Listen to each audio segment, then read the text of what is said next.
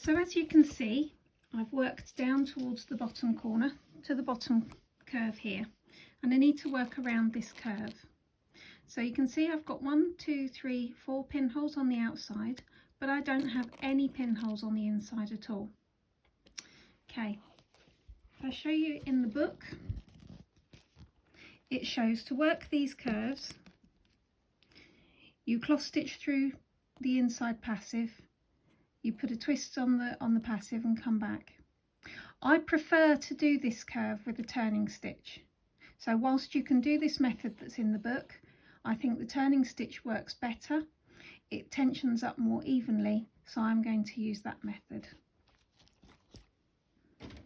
Okay, so I've worked down the line, as you can see, a little bit of length on these bobbins.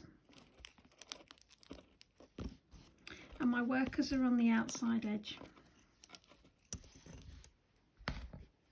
So I'm going to work through the first 3 passive pairs in cloth stitch. And then I'm going to work a turning stitch with this final pair. So remember, it's 5 movements, which is either cross, twist, cross, twist, cross, or a half stitch followed by a cloth stitch.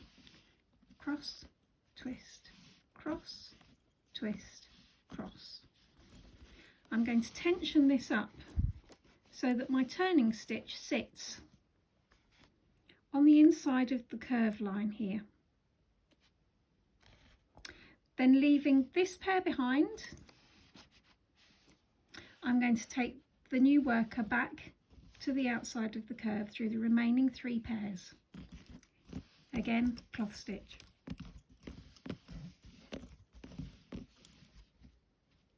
I'm going to put 2 twists on the worker and pin on the pinhole.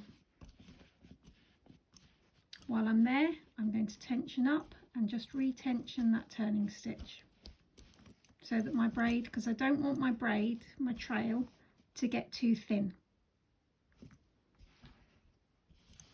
And I'm just going to do the same again. So through 3 pairs in cloth stitch, turning stitch with the final pair. So this time I'll work it as a half stitch followed by a cloth stitch.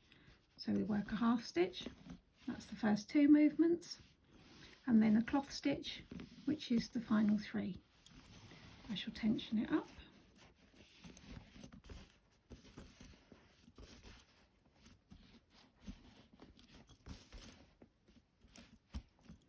Leave this pair behind and come back with the inside pair.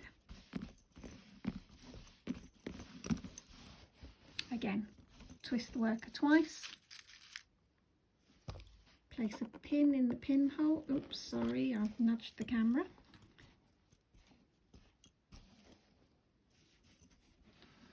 Turn as I go around the corner, and then the same again. So 3 pairs in cloth stitch, a turning stitch, cross, twist, cross, twist, cross, tension that up,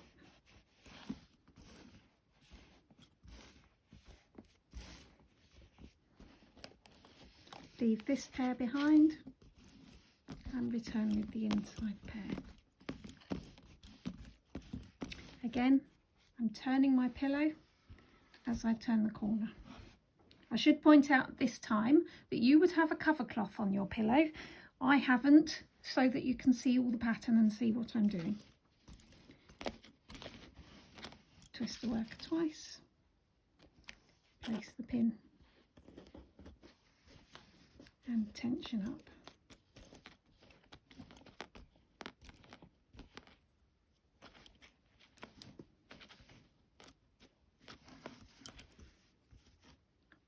We've got 1 more pinhole on the outside, so we're going to do 1 more turning stitch on the inside. So through 1, 2, 3 pairs,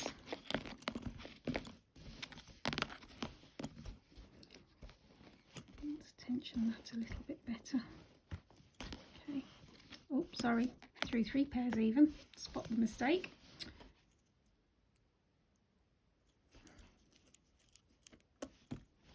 work our turning stitch. 1, 2, 3, 4, 5. Now can you see these pins here are getting in the way? You can see further down I've pressed them down into the pillow. When you're working Idrija lace, it's a very good idea to keep your pins pressed down as much as you can. Then means that you can work across them and they're not going to get in your way. So I've done that turning stitch. I'm going to leave this pair behind and I'm going to come back out with the worker, twist twice, place my pin, tension all the pairs.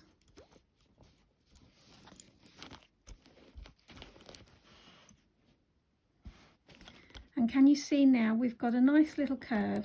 Now you can see mine doesn't 100% follow that line, but you want it as close as you possibly can. But we've got a nice little curve round that corner. So now we're going to work back down this line of trail. And as we come down here, you'll see that I've got a line of pinholes on the right hand side and an empty space on the left hand side. So here on the left, I'll be doing as we did before, with 2, or in these narrow bits, 1 twist, put a pin in, and then the twists after the pin. But on this side, we're going to be sewing in to these pinholes. Okay, so I shall bring the worker through the passives in cross stitch.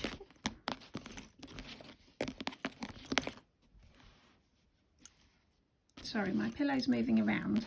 I am doing what I advise you not to do, and I'm using a pillow that's far too small, but it's the only empty one that I've got in the house. And if you could see my desk, I've got about 6 piled up and everyone's got a piece of lace on. So I'm going to put 3 twists before the pin, because that's what I had done on the other side. I'm going to take out this pin and I'm going to make a sewing into the pinhole.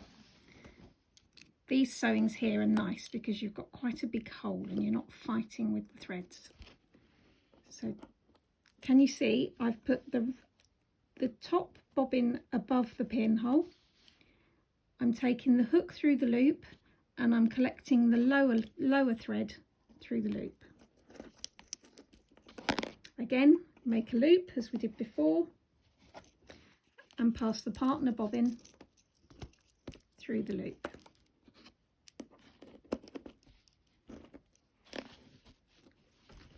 Now we're going to place 3 more twists before we come back through the trail. Don't put the pin back in the pinhole. It'll tension itself as you go along. But if you put the pin in, it affects the tension and it's going to make it a bit looser when you take your pins out.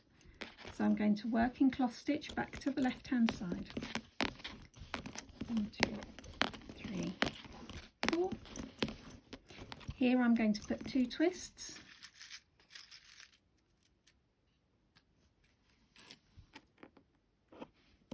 Place the pin halfway along the line. Let's tension up all these passive pairs. Tension that worker and those twists above the line. Did I say 2 or 3 twists? I said 2, didn't I? 2 twists, 2 more twists after the pin, and then work back through to the right hand side.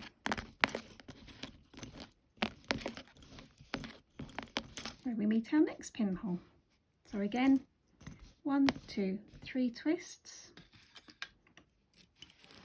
I'm going to lift up the pin with my pin lifter, not with my thumbnail. Take this bobbin to above the pinhole, put the hook through the loop and collect the other thread.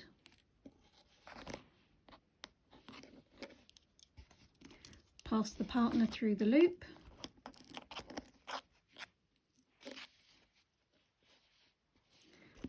Place 1, 2, 3 more twists and return to the other side. It's moving around terribly.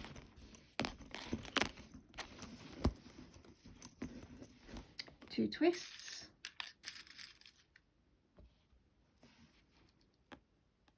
pin, tension up my passives, tension up my workers, and tension those twists above the pin.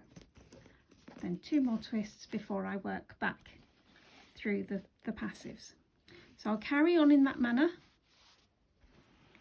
until I get down to here, and then this curve is worked in exactly the same way as this curve, but instead of just the pinholes here, you have lines, so you're going to place your pin halfway along the lines. When you get to one like this, where you've got 3 lines coming into the pinhole, you can see we did the first one with our corner. The second one will come to at the end of this row, which you will just lift up, not using my nail, lift up the pin, put your twists on the worker, take them round the pin, put the twists after the worker, so you're not making a sewing there, because we'll do that when we come back on the 3rd sweep, and I shall come back and show you how to finish off later on.